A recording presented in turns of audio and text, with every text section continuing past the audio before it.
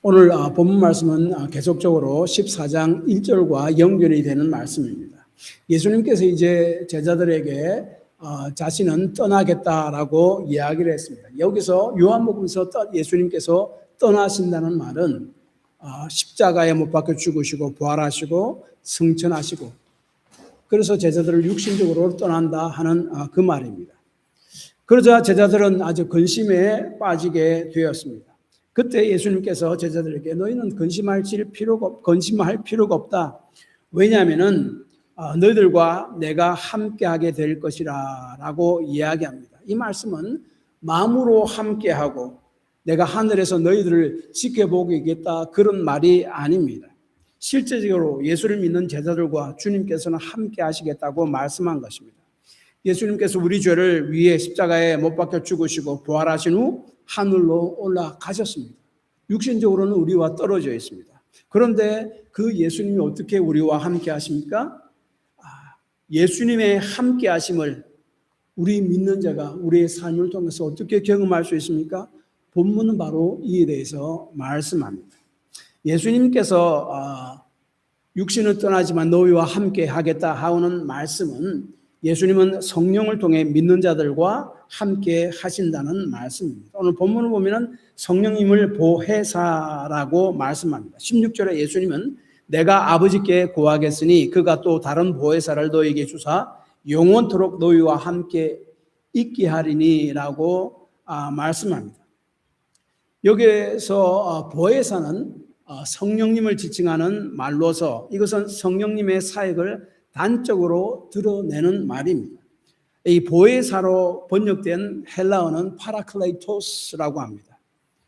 다른 사람에게 도움을 베풀도록 곁에 부르심을 받은 자, 혹은 변호사, 조력자, 위로자, 상담자, 친구 이 모든 것을 다 아우르는 말이 보혜사, 헬라어로 파라클레이토스입니다.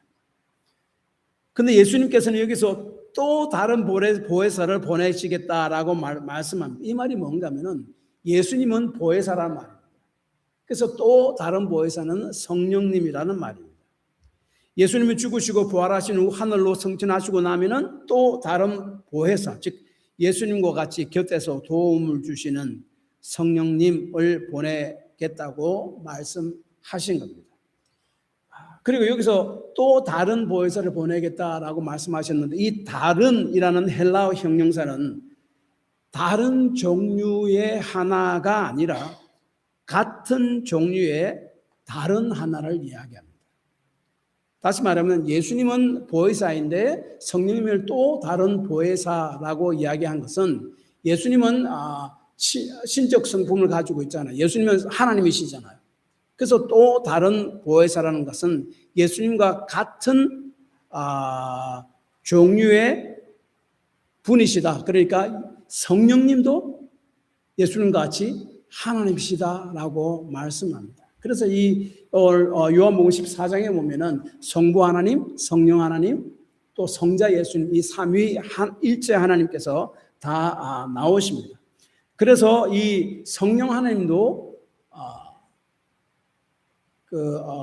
신적인 분, 즉 하나님이시다 하는 것을 또 다른 보혜사를 통해서 우리에게 말씀하고 있습니다. 그런데 이 성령께서는 제자들, 즉 믿는 자들과 영원토록 함께 있겠다고 16절에 말씀합니다.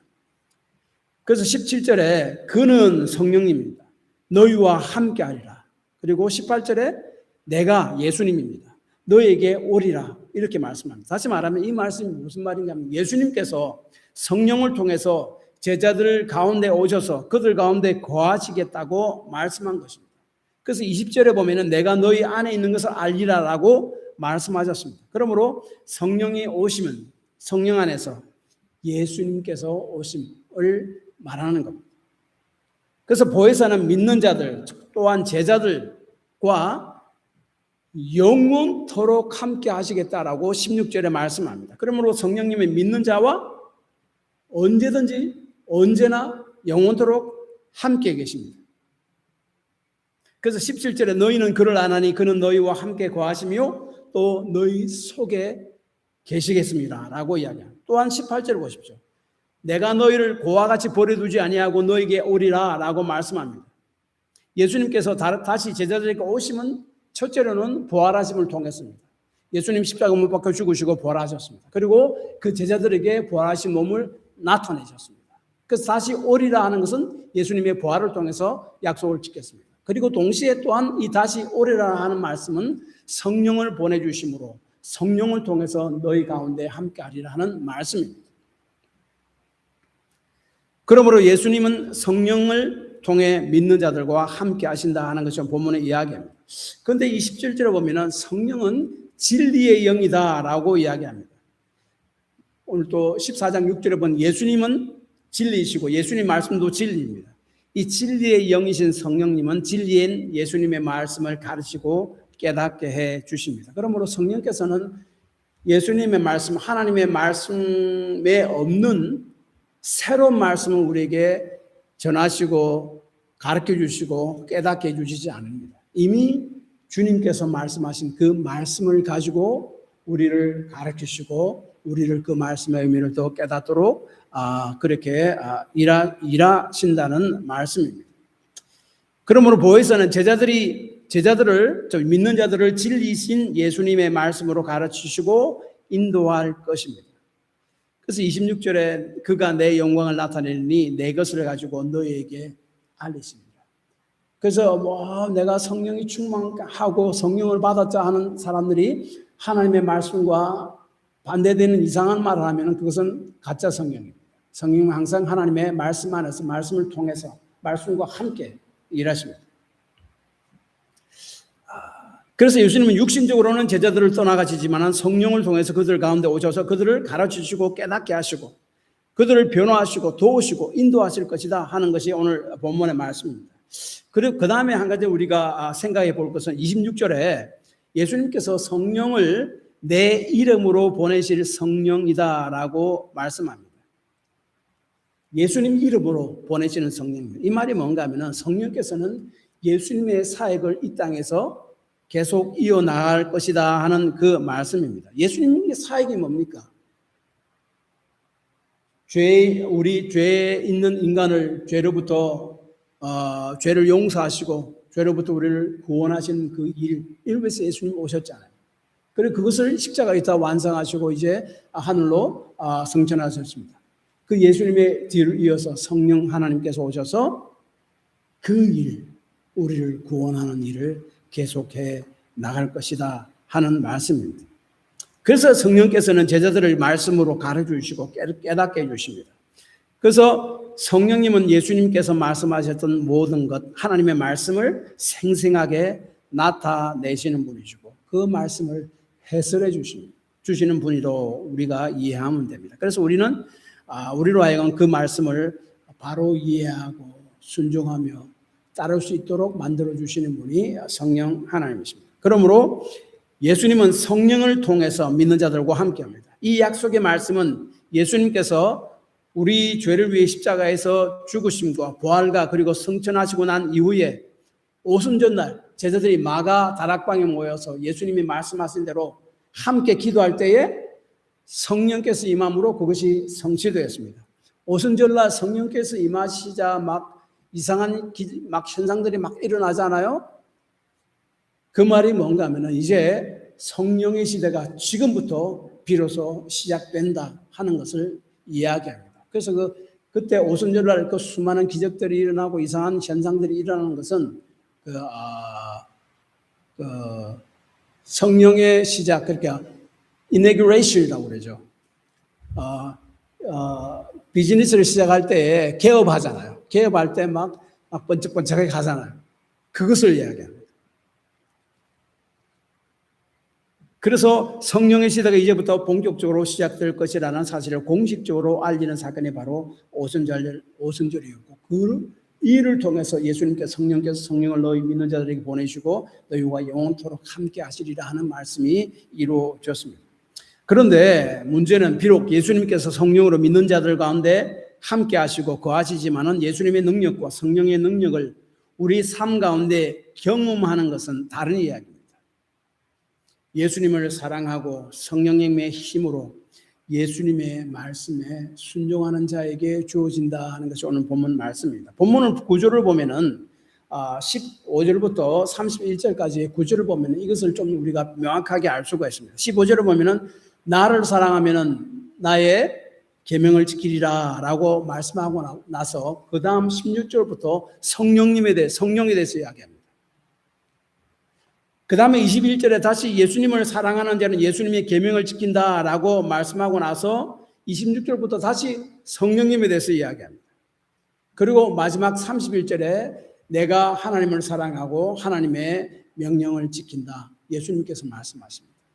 그러므로 너희의 삶 자체가 내가 하나님을 사랑하고 하나님의 말씀을 순종한 것 같이 너희 삶 자체도 나를 사랑하고 나의 말씀을 순종하는 그 삶이 되어야 되고, 그럴 때에 하나님께서 너희 가운데 일할 것이다 하는 것이다라는 것을 주께서 말씀하신 겁니다. 그러나 예수님을 사랑하고 그의 말씀을 순종하는 것은 사실은 죄 있는 인간이 완벽하게 스스로 할 수 있는 것은 아닙니다. 우리의 성향은 하나님의 말씀보다도 내 마음대로, 내 생각대로, 내 뜻대로 살고자 하는 그런 성향들이 굉장히 강합니다.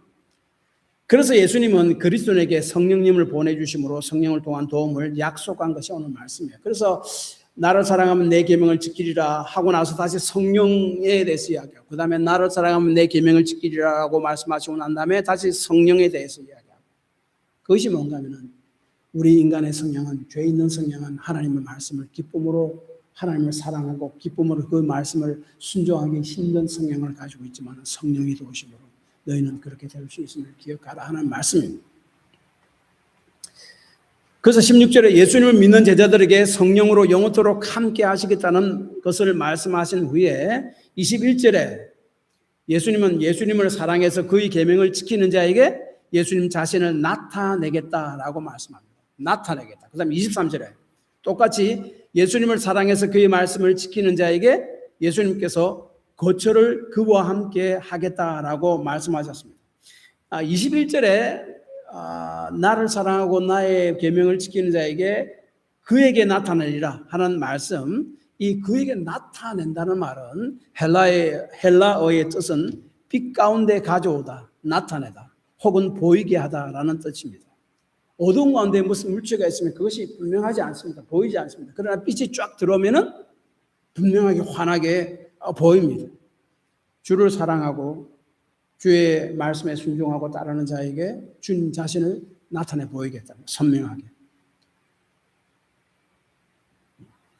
그리고 요한복음 21절을 보면 부활하신 예수님께서 바닷가에서 고기를 잡고 있는 제자들에게 나타나셔서 부활하신 몸을 눈에 보이게 나타내주는 장면이 나옵니다. 그때 나타내다라는 단어를 썼습니다. 즉 예수님을 생생하게 볼 수 있고 경험할 수 있게 해주겠다 하는 말씀입니다. 그 다음에 23절에 나를 사랑하고 그의 계명을 지키는 자에게 거처를 함께 하리라 라고 이야기합니다. 이 말씀은 22절에 유다의 질문에 대한 답으로 예수님께서 하신 말씀입니다. 이 말씀에서 중요한 단어는 전치사인 함께라는 단어입니다. 이 단어는 옆에서 사랑하는 사람과 함께 결혼해서 가정을 꾸려서 함께 살고 함께 활동하는 것을 의미합니다. 이 말은 상호간의 활동을 말하고 두 사랑하는 사람이 함께 가정을 이루어가는 것을 말합니다. 그래서 영어 성경 RSV나 NIV 성경은 이렇게 번역했습니다. 우리가 그에게 가서 그와 함께 우리의 집을 만들 것이다.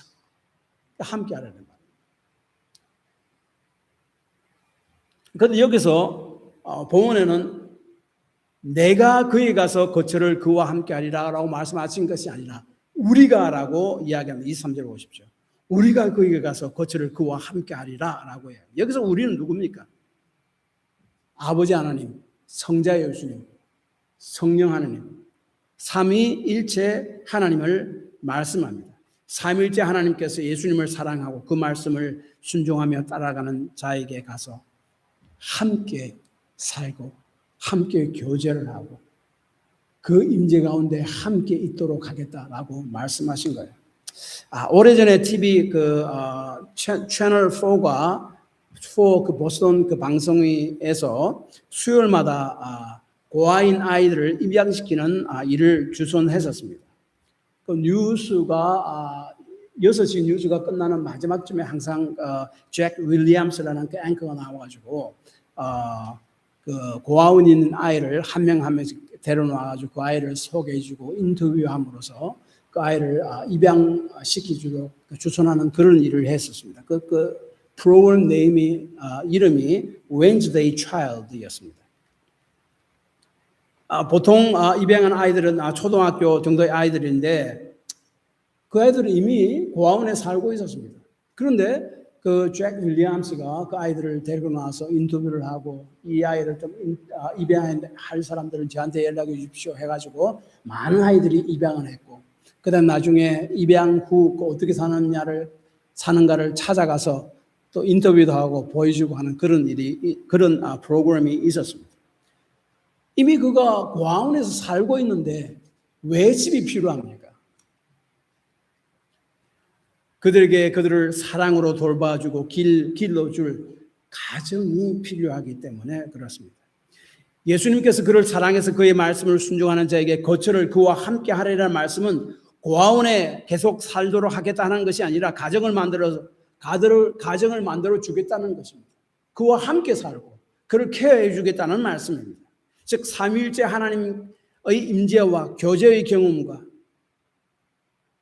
그의 영광 가운데 살게 될 것을 지금 말씀하고 있는 것입니다.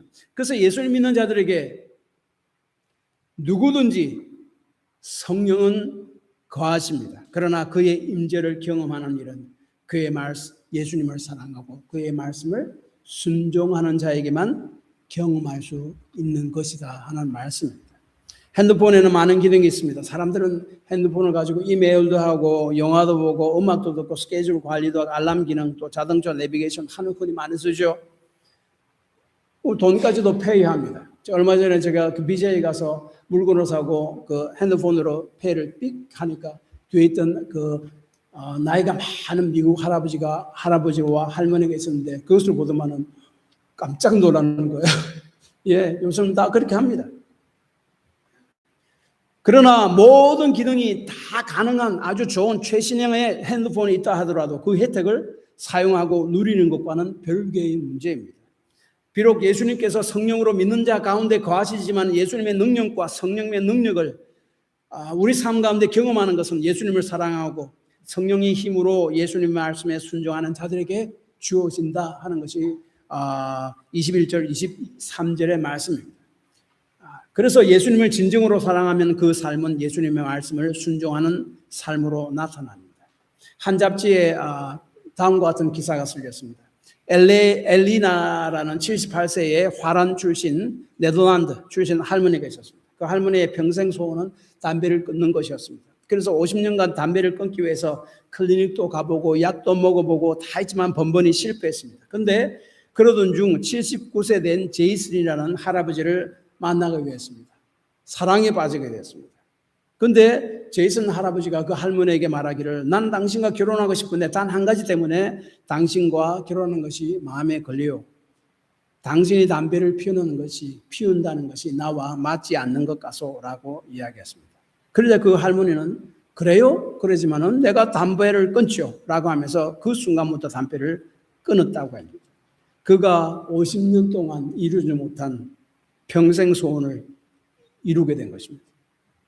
그 기사의 맨 마지막 줄에 할머니의 고백이 이렇게 실려 있었다고 합니다. 나는 이 경험을 통해 사랑의 힘은 의지의 힘보다 위대하다는 것을 깨달았다. 구약에서도 이미 하나님을 사랑해서 그 말씀을 순종하고 예배하는 때가 이를 것인데 성령으로 말미암아 그렇게 될 것이다 라고 에스겔 36장 27절에 말씀하셨습니다. 그때가 바로 예수님이 떠나심, 즉 예수님이 죽으심과 부활 그리고 성천하심 이후에 시작되는 일인데 그때가 바로 우리에게는 이미 시작되었습니다. 그래서 에스겔 36장 27절에 보면 또 내 영을 너희 속에 두어 너희로 내 윤례를 행하게 하리니 너희가 내 규례를 지켜 행할지니라. 형식적이 아닌 예수님을 사랑하는 마음으로, 예수님의 은혜에 감사하는 마음으로 주님을 섬기고 예배하고 순종하고 하게 만드는 분은 우리 가운데 거하시는 성령입니다. 성령께서 진리의 말씀을 통해서 예수님을 통해 우리에게 주신 하나님의 사랑을 깨닫게 해주셔서 그 말씀에 순종할 수 있는 힘을 주시기 때문에 그렇습니다. 그래서 예수를 믿는다는 것은 예수님을 따르는 겁니다.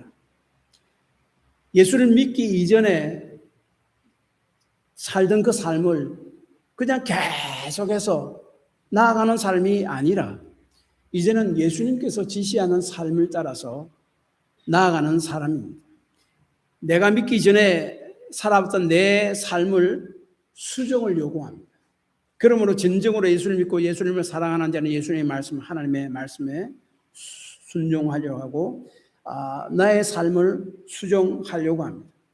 그런데 이 말은 예수를 믿는 자는 하나님의 말씀을 완벽하게 지킬 수 있다는 뜻은 아닙니다. 물론 구원받은 성도는 자원해서 기꺼이 그 말씀을 따라가려는 마음이 있습니다. 그러나 비록 실패할지라도 회개하고 다시 일어서서 그 말씀이 인도하는 길을 따라갑니다. 그렇게 하도록 성령께서 일하는 거예요. 그래서 하나님의 말씀을 따라 사는 것을 무슨 짐짝이나 큰 멍에를 맨 것처럼 아주 무겁게 여기는 사람이나 예수를 믿는 것을 천국에 가는 티켓 정도로만 생각해서 내 마음대로 예수 믿기 이전의 상태로 그대로 살아가다가 필요할 때만 예수님께 나와 도움을 요청하는 자는 예수를 믿지 않는 사람이거나 아니면 구원에 대한 확신이 없는 사람입니다. 구원에 대해서 잘 알지는 못하는 사람입니다. 그러나 구원받는 성도는 하나님의 사랑을 깊이 깨달은 성도는 삼위일체 하나님의 임재와 일하심을 경험하는 사람은 믿기 이전의 삶을 고집하는 것이 아니라 성령의 인도하심 따라서 하나님께서 말씀으로 보여주시는 그 말씀을 보고 그 말씀에 맞추어 살도록 나의 삶을 기꺼이 수정할 수 있는 사람입니다. 호프 칼리지에 교목을 있는 벤 피터슨 목사님이 있었는데 이분이 아들이 있었습니다. 1986년 7살 난 이 목사님 아들 조엘이 트렛 증후군이라는 거 아십니까? 에 걸렸습니다. 원인 불명의 신경계통의 질병으로서 통제할 수 없는 여러 가지 경련과 함께 이상한 소리를 내고 외설적인 말을 벗묻는 증상도 흔히 나타나는데 현대의학으로는 치료될 수 없다고 합니다. 제가 얼마 전에 우리 에어에서도 그 노인 아파트 가니까 어떤 한국 분이 이 트렛 증후군 있는 것을 제가 잠깐 한번 지나가다가 본 적이 있습니다. 몸을 막 자기도 절제하지 못하고 흔들고 막 이상한 말도 계속 하는데 이건 내가 컨트롤할 수 있는 것이 아니에요. 저절로 그렇게 나옵니다. 한 번은 그 축구를 하다 말고 그 조엘이 계속 태양을 눈을 떠서 직접 쳐다보는 거예요. 그래서 그 아버지가 그렇게 하지 말라. 그렇게 하면 내 그 눈이 다 상한다라고 계속 이야기했는데 그냥 계속 쳐다봅니다. 자신을 통제할 수 없는 거예요. 그래서 또 증상이 시작되면 그 욕설들 그것을 계속 속으로 자기 의지와 관계없이 하곤 했었습니다. 그래서 통제할 수가 없었습니다. 그래서 그 목사님은 하나님이 왜 나에게 이러한 고난을 주시는가? 내게는 마치 그 뱀이 내 목과 내 아들의 영혼을 칭칭 감고 있는 것 같이 생각되었다라고 이야기했습니다. 자신이 무슨 죄를 지었기에 하나님은 내 아들에게 이런 혹독한 병을 주시는 것일까? 그래서 이 목사님은 그 사실 때문에 굉장히 혼란스러워했었습니다. 그 목사님 나중에 이렇게 고백했습니다. 나는 잠도 잘 수 없었으며 입술을커녕 생각 속에서도 하나님의 긍휼을 구하는 기도가 나오지 않았다. 너무 깊은 상실감에 빠졌기 때문이었습니다. 이 목사님은 그 아들 때문에 하나님으로부터 거절당했다 하는 고통으로 괴로워했습니다. 그리고 그 한 해는 그 사역도 너무나 힘든 한 해였기 때문에 아들 일도 그렇고 사역도 너무 힘들었기 때문에 목사 일을 그만두려고까지 했었습니다. 그런데 어느 날 저녁 예배 시간에 교회에 앉아서 예배를 참석하고 있는데 찬양대가 찬양을 부르고 있었습니다. 그런데 그때 말로는 설명할 수 없는 놀라운 일들이 일어났습니다. 그 찬양을 듣고 있는데 그 찬양을 통해서 하나님의 초월적인 아름다움과 선하심을 실컷 보았다라고 이야기했습니다.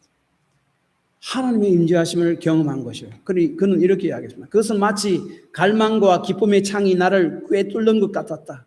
그때 그 자신에게 처음 들은 생각은 이렇습니다.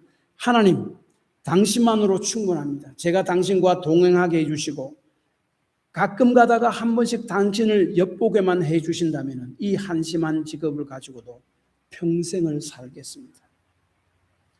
하나님의 임재와 이를 통해 경험한 하나님의 영광은 능가할 만한 우리의 삶의 근심이나 고통이나 혼란은 없습니다. 우리가 주님을 사랑하고 그의 말씀을 따라 살아갈 때에 성령께서는 하나님의 임재와 그 영광 가운데 살도록 우리를 인도하시고 삶의 근심과 고난을 능히 이겨 나가게 해주십니다. 결론적으로 이것입니다. 구원은 하나님의 은혜로 믿는 자들에게 거저 주는 것이고 구원받은 사람에게 성령은 구원받은 사람에게 거하십니다. 그러나 삼위일체 하나님의 임재하심과 그 영광을 경험하는 것은 그 하나님을 사랑하고 성령님의 인도하심으로 주의 말씀에 순종함을 통해서입니다.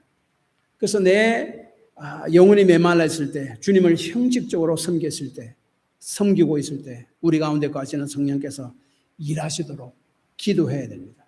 주의 사랑을 깨닫게 해주시고 주님을 따라가는 기쁨을 알게 하옵소서. 그래서 제 영혼에 꺼져가는 영적 불씨를 다시 살려주십시오라고 기도해야 됩니다. 그리고 그 성령의 능력으로 우리 주님을 사랑하고 그의 말씀을 기꺼이 따르는 삶을 살게 해달라고 기도해야 됩니다. 그러할 때에 하나님의 임재하심과 이를 통해서 오는 하나님의 영광을 경험하게 될 것입니다. 예수님은 이러한 역동적인 삶으로 우리를 부르셨고 이를 위해 성령님은 그 믿는 자 가운데 함께 하신다는 사실을 꼭 기억하시기 바랍니다. 기도합시다.